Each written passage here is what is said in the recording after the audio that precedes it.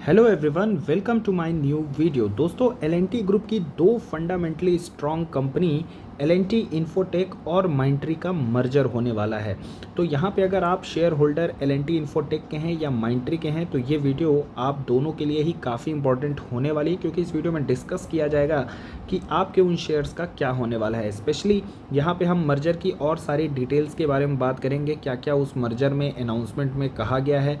इसके अलावा इस मर्जर से यहाँ पे एल&टी इन्फोटेक या फिर माइंडट्री के शेयर होल्डर्स किनको ज़्यादा फ़ायदा होगा और किनको नुकसान होगा, इसके बारे में भी बात किया जाएगा।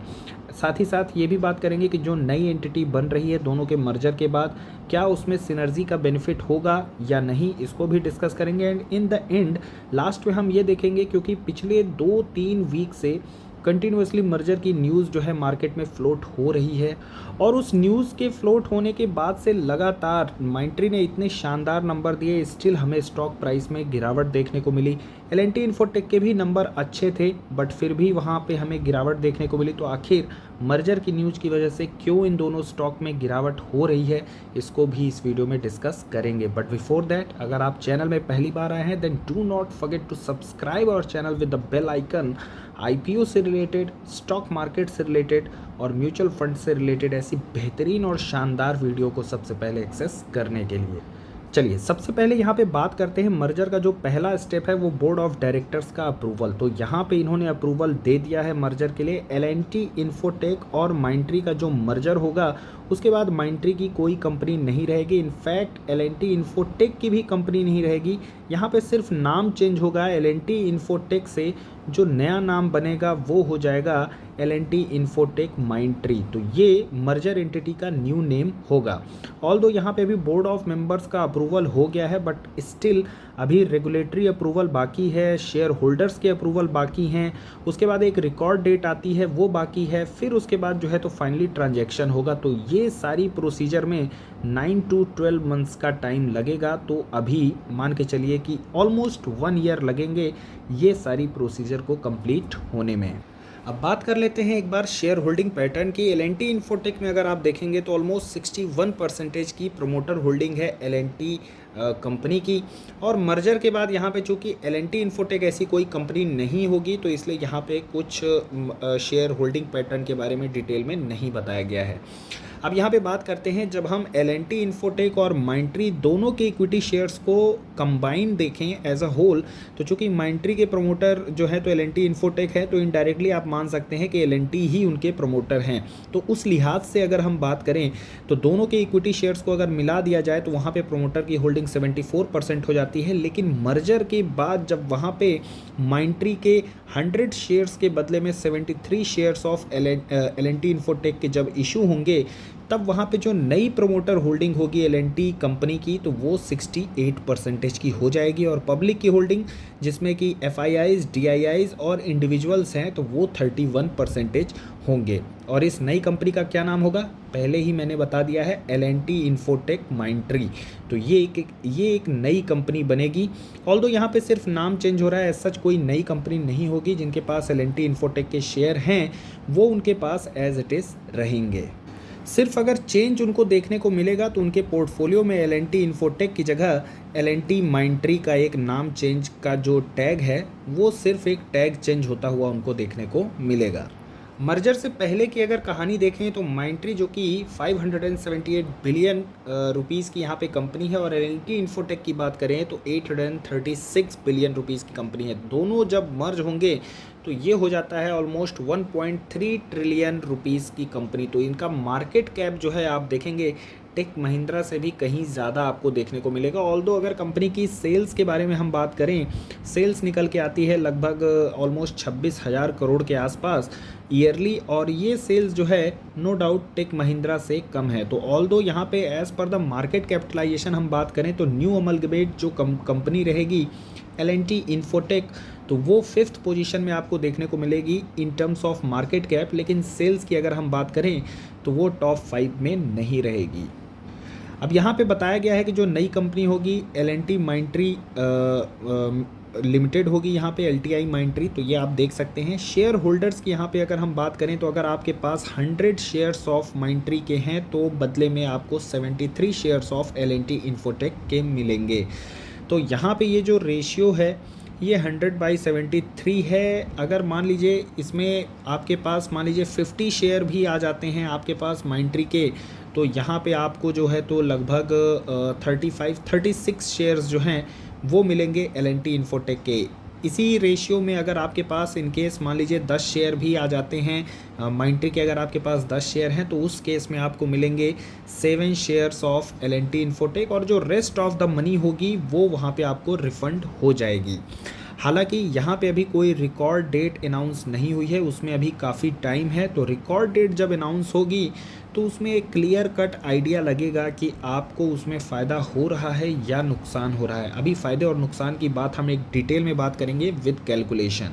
तो यहाँ पे आप देख सकते हैं कि दोनों की सिनर्जी L&T इन्फोटेक जिसका लगभग $2000 का रेवेन्यू है और लगभग $1500 का रेवेन्यू माइंट्री का है, तो ये दोनों जब एक साथ होंगे तो वहाँ पे लगभग $3500 की एक नई कंपनी आपको बनती हुई देखने को मिलेगी, जिसका रेवेन्यू लगभग $3500 के आसपास होगा। एबिट मार्जिन की बात करें, पैट मार्जिन की बात करें तो यहाँ पे ऑन एन एवरेज से ही देखने को आपको मिलेंगे। और यहाँ पे अगर हम देखें कि कंपनी का जो प्रॉफिट होने वाला है वो लगभग $530 का होगा।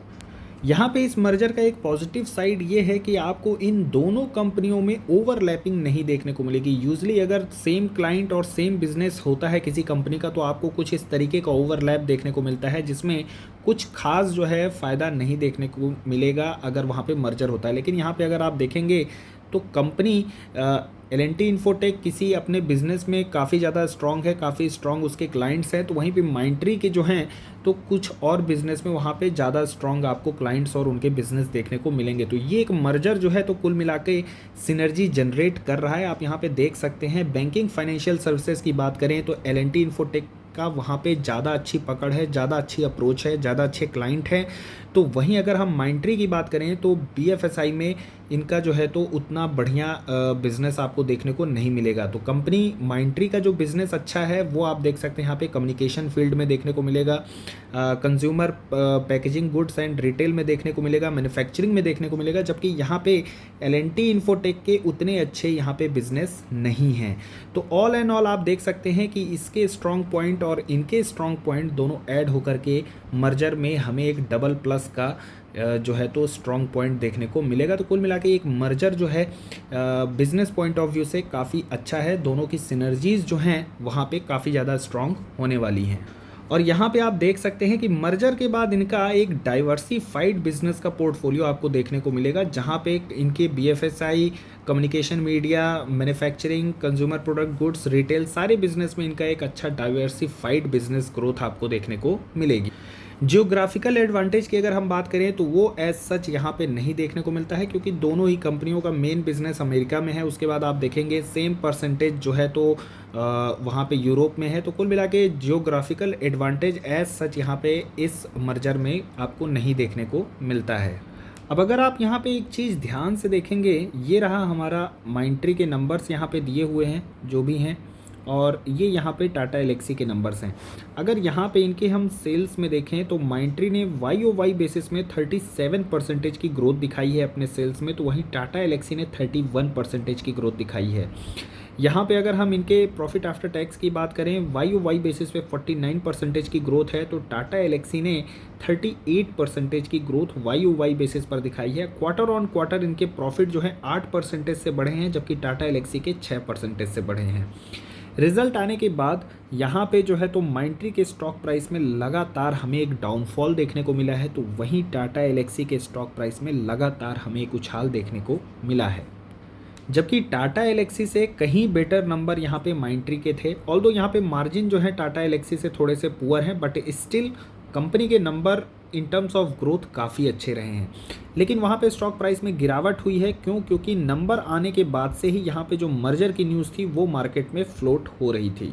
और यूजुअली जब मर्जर होता है दो कंपनियों का, तो वहाँ पे कंपनी के जो नंबर्स में ग्रोथ होती है वो ग्रोथ कम हो जाती है, क्योंकि कंपनी काफ़ी बड़ी हो जाती है, वहाँ पे उनके नंबर्स काफ़ी बड़े होते हैं। फॉर एग्जांपल की अगर हम बात करें टीसीएस, इन्फोसिस, एचसीएल, आप इनके नंबर देख लीजिए, इनके रेवेन्यू में कभी आपको वाई ओ वाई बेसिस में 30%, प्रॉफिट में 50% ऐसी ग्रोथ कभी भी नहीं देखने को मिलेगी। In fact quarter on quarter number कभी कभी फ्लैट से रहते हैं, या बहुत अच्छे हुए तो वहाँ पे आपको 2% की ग्रोथ देखने को मिलेगी, जबकि यहाँ आपको 8%, यहाँ पे आपको 6% कुछ ऐसी ग्रोथ देखने को मिलती है। और यही रीज़न है कि जो मिड कैप स्टॉक्स हैं, mid cap small cap stocks हैं, वो हाई वैल्यूएशन पर ट्रेड करते हैं, क्योंकि मार्केट उनमें ग्रोथ को देखता है। अब यहाँ पे सेम कहानी जो है तो वो एल&टी इन्फोटेक के साथ भी है, लेकिन यहाँ पे एक नेगेटिव न्यूज़ भी फ्लोट हुई है इस मर्जर के साथ ही। यहाँ पे इनके जो एमडी संजय जलोना जी हैं, उन्होंने अपना रेजिग्नेशन जो है वो यहाँ पे दे दिया है। तो यानी कि जो कंबाइंड एंटिटी होगी उसको लीड करने वाले हैं माइंट्री के सीईओ देवाशीष चैटर्जी जी।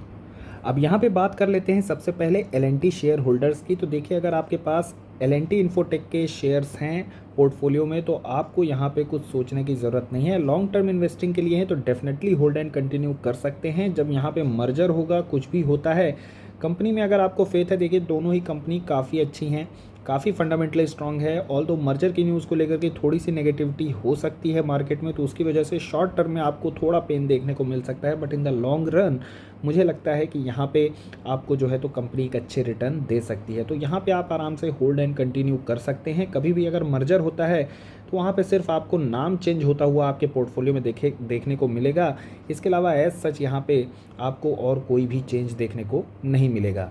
अब बात करते हैं यहाँ पे कि जिनके पास माइंट्री के शेयर्स हैं 100, तो वहाँ पे मर्जर के बाद आपको मिलने हैं एल&टी इन्फोटेक के 73 शेयर्स। ऑल दो अभी रिकॉर्ड डेट नहीं है, बट हम अज्यूम करते हैं कि यहाँ पे जो फ़िलहाल प्राइस चल रहा है वही अगर प्राइस रिकॉर्ड डेट होती, और एल&टी इन्फोटेक का भी यहाँ पे ऑलमोस्ट 45-95 का प्राइस चल रहा है, और ये 73 इनके शेयर्स हैं, तो यहाँ पे आप देख सकते हैं कि जो टोटल होगा, तो यहाँ पे आपके ये टोटल अमाउंट हो जाते हैं 337300, और ये जो है ये आपका हो जाएगा टोटल 335435।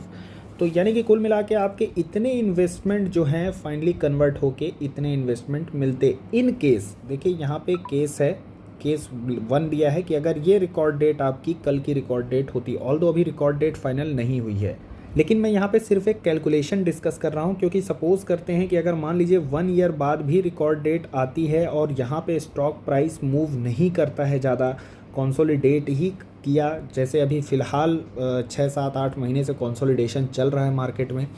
सपोज़ कि किसी ने इसको ऑल टाइम हाई पर अगर लिया होता 5000 के आसपास, और उसने 100 शेयर लिए होते, तो इसका टोटल इन्वेस्टमेंट हो जाता ये हो जाता लगभग 5 लाख के आसपास।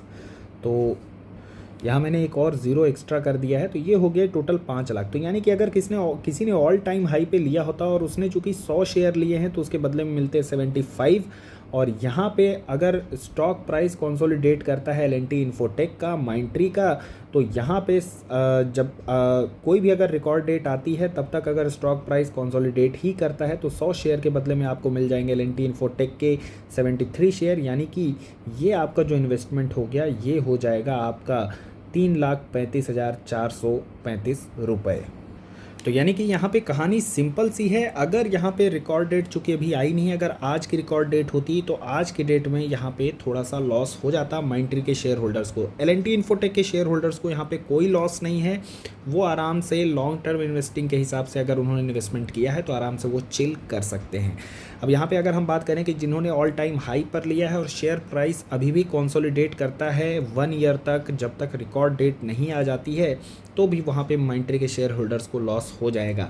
अब एक तीसरा केस लेते हैं कि अभी फ़िलहाल करेक्शन होता है और जब तक रिकॉर्ड डेट नहीं आती वहाँ तक हमें एक छोटा सा बुल रन भी अगर देखने को मिल जाता है। तो किसी ने यहाँ पे अगर लोअर लेवल पे लिया है, एल&टी इन्फोटेक का प्राइस अगर अज्यूम करते हैं कि 3000 तक जाता है, और वहाँ पे फिर बाद में एक हमें अच्छी रैली देखने को मिलती है, इस बीच में एक रिकॉर्ड डेट आती है और एल&टी इन्फोटेक का प्राइस अगर 5000 तक जाता है, तो यहाँ पे आप देख सकते हैं कि माइंट्री के शेयर होल्डर्स को थोड़ा सा यहाँ पे गेन हो जाएगा। हालांकि जब टाटा कंज्यूमर और टाटा कॉफ़ी का जो मर्जर अनाउंस हुआ था, उसमें उन्होंने अनाउंसमेंट के डे पर ही रिकॉर्ड डेट अनाउंस कर दिया था, जो कि सेम डे था। लेकिन ऐसा सेम केस यहाँ पे इस केस में नहीं हुआ है, तो हमें रिकॉर्ड डेट का वेट करना होगा।